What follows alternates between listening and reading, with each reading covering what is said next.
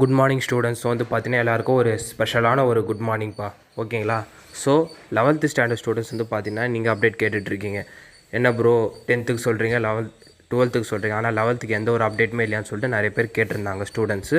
So அவங்களுக்கான video தான்ப்பா இது. ஓகேங்களா? 11th standard students 11th standard students யாருன்னா பார்க்குறீங்கன்னா இந்த இன்ஃபர்மேஷனை கொஞ்சம் மறக்காமல் ஷேர் பண்ணியிருக்குப்பா, மற்றவங்களுக்கு யூஸ்ஃபுல்லாக இருக்கும். ஓகேங்களா?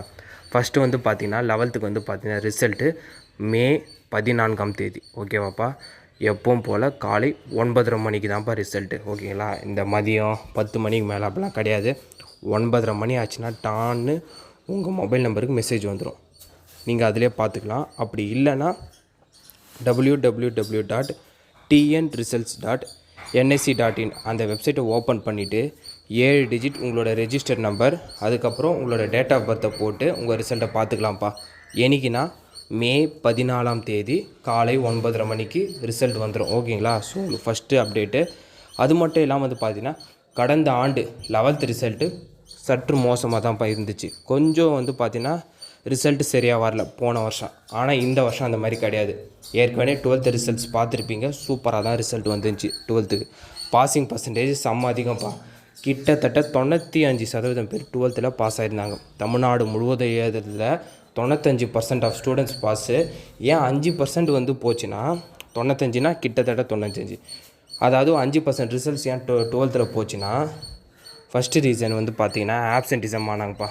எல்லா சப்ஜெக்ட்டும் அட்டன் பண்ணாமல் ஏதாவது ஒரு சப்ஜெக்டில் வந்து ஆப்சென்ட் ஆகிறது அந்த மாதிரி வந்து நிறைய ஸ்டூடெண்ட்ஸ் இருந்ததால் அதனாலே பாசிங் பர்சன்டேஜ் கொஞ்சம் கம்மியாயிருச்சு. ஓகேங்களா?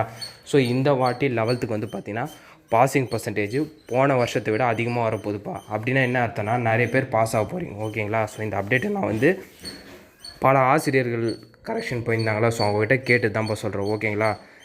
12th எப்படி லிபரலான ஒரு கரெக்ஷன் நடந்துச்சோ அதே தான் 11th நான் வந்து சொல்லியிருப்பேன் நிறைய வீடியோவில். 10th 12th வந்து பார்த்தீங்கன்னா லிபரல் கரெக்ஷன் போச்சுன்னு. அதனாலே பெரிய நிறைய 11th ஸ்டாண்டர்ட் என்ன சொல்லியிருந்தாங்கன்னா 10th 12th பேப்பர் கரெக்ஷன் ஈஸியாக போச்சு, 11th வந்து பேப்பர் கரெக்ஷன் எப்படின்னா டஃப்பாக போச்சுன்னு கேட்டால் இல்லைப்பா, எல்லாருக்குமே வந்து பார்த்தீங்கன்னா லிபரல் கரெக்ஷன் தான் பண்ணியிருந்தாங்க. ஓரளவுக்கு கீ ஆன்சர் ஒத்து போனாலே மார்க்ஸ் ஃபுல்லாக கொடுக்க சொல்லியிருக்காங்க. இதனாலே பார்த்தீங்கன்னா நிறைய ஸ்டூடெண்ட்ஸ் வந்து பார்த்தீங்கன்னா நிறைய மார்க் எடுக்க போகிறீங்க. ஓகேங்களா? ஸோ ஓரளவுக்கு பாஸ் ஆக நினச்சி ஸ்டூடெண்ட்ஸ் வந்து நிறைய எழுதிருப்பீங்க. ஸோ அவங்களாம் ஈஸியாக பாஸ் ஆகிருங்க. ஃபெயில் யார் ஆவாங்கன்னா ஒரு பக்கமோ 2 பக்கமோ கடமைக்குன்னு எழுதினாங்க பார்த்தியா, அந்த ஸ்டூடெண்ட்ஸால் மட்டும்தான் பாஸ் ஆக முடியாதுப்பா இது. ஓகேங்களா? இது 11th பொருந்தும். அது மட்டும் இல்லாமல் சப்போஸ் உங்களுக்கு சப்ஜெக்டில் ஏதாச்சும் ஃபெயில் ஆகிட்டாலும் நீங்கள் மே 15 அதாவது ரிசல்ட்டுக்கு மறுநாள் வந்து பார்த்தீங்கன்னா உங்களோட 12th ஸ்டாண்டர்ட் கிளாஸுக்கு போகலாம். எந்த ஒரு தடையும் கிடையாது.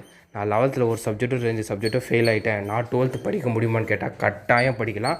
ஃபெயில் ஆனவங்களும் படிக்கலாம். ஓகேங்களா? ஸோ 11th ஃபெயில் ஆகிட்டா 12th போக முடியாதுன்னெலாம் கிடையாது. ஓகேங்களா?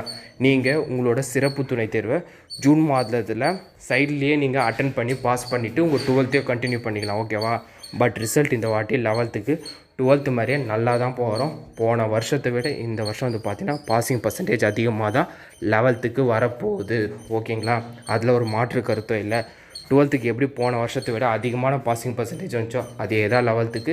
என்னைக்குன்னா மே 14 காலையில் 9:30 மணிக்கு உங்கள் ரிசல்ட்ஸில் தெரியும் எவ்வளோ பாசிங் பர்சன்டேஜ், எவ்வளோ பேர் பாஸு, எவ்வளோ சென்டம், எல்லா விஷயத்தையும் நான் அன்றைக்கி சொல்கிறேன்னு உங்களுக்கு தெளிவாக. ஓகேங்களா?